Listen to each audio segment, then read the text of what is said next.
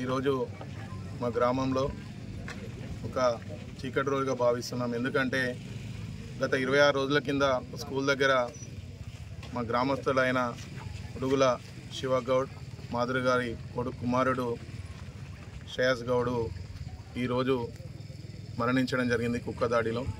ఎందుకంటే గ్రామంలో గతంలో కూడా 2021 సంవత్సరంలో మా రాయపోల్ గ్రామంలో మందగూడెంలో కూడా ఇలాంటి ఘటన జరిగింది.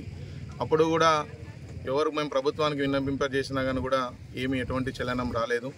దానిలో భాగంగానే మేము మా గ్రామస్తులం అందరం కలిసి పెద్ద మనుషుల సమక్షంలో ఒక గ్రామసభ పెట్టి తీర్మానం చేసుకొని ఒక 196 కుక్కలు ఉంటే కూడా వీటిని కూడా బయటి ప్రాంతాలకు తరలించడం జరిగింది. మళ్ళీ 2-3 సంవత్సరాలలో కూడా 2 సంవత్సరాలలో కుక్కలు విపరీతంగా గ్రామంలో కోతులు కుక్కలు కూడా ఎక్కువగా అయినాయి.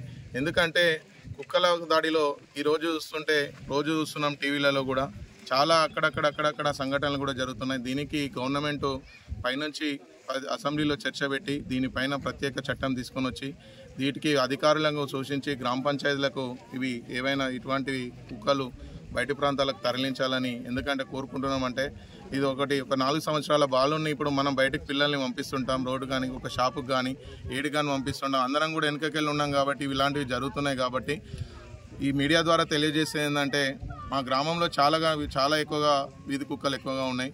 ఎందుకంటే ఒక పెద్ద గ్రామము, దీంట్లో ఎందుకంటే ఇక్కడ అనేక ఉన్నాయి, షాపులు కూడా చాలా ఎక్కువగా ఉన్నాయి.